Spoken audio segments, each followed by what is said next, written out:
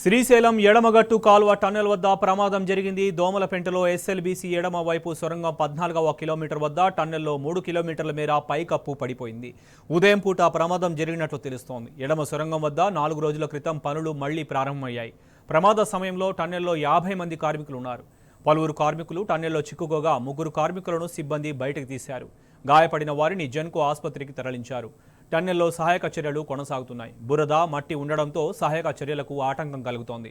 7 కార్మికులు టన్నెల్లో చిక్కుకున్నట్టు తెలుస్తోంది. ప్రమాదం గురించి అధికారులకు కూడా అంతు చిక్కడం లేదు. దీంతో లోపల ఎంతమంది చిక్కుకున్నారు, సహాయక చర్యల గురించి ఏంటన్నది అధికారులు కూడా క్లారిటీ ఇవ్వలేకపోతున్నారు.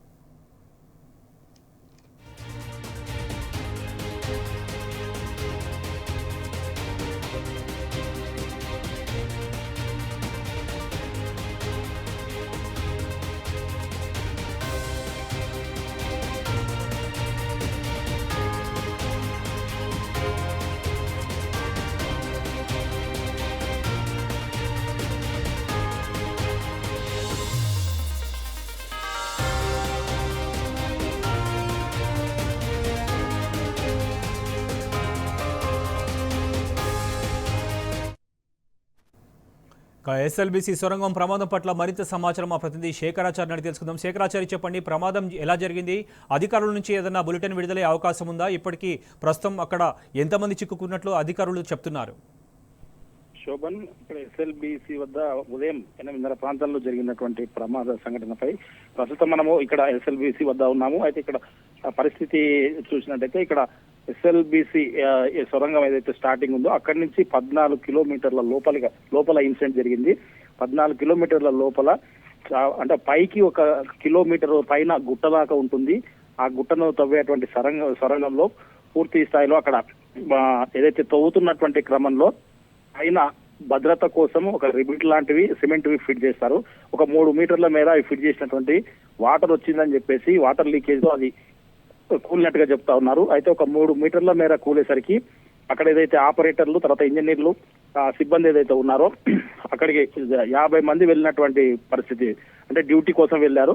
50 మంది వెళ్ళినటువంటి క్రమంలో ఆ రిబిట్ అంటే బాగానే ఉందని చెప్పేసి ముందుకు తవ్వుతున్నటువంటి క్రమంలో ఒక 8 మంది లోపలికి వెళ్ళారు.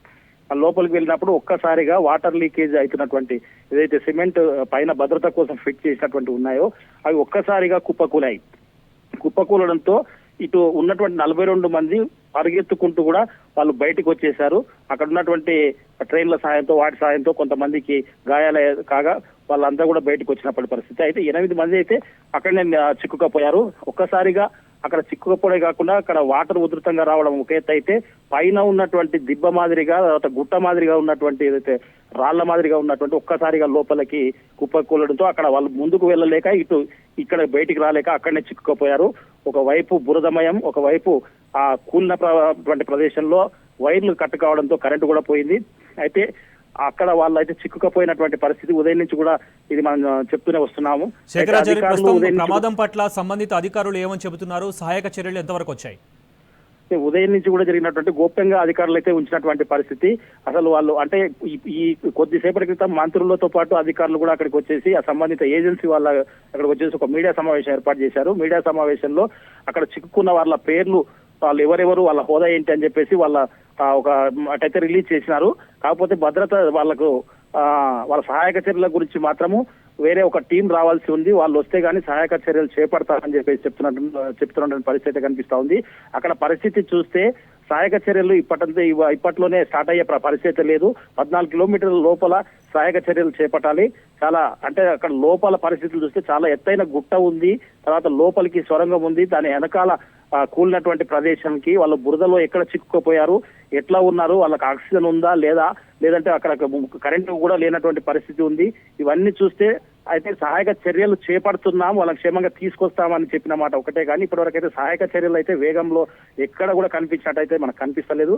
అది అంటే ఈ రోజు కాదు, రేపు కాదు, అంటే కొన్ని రోజులు పట్టే అవకాశం కూడా లేకపోలేదని చెప్పవచ్చు. Shobhan. Right Shekharachari, thank you.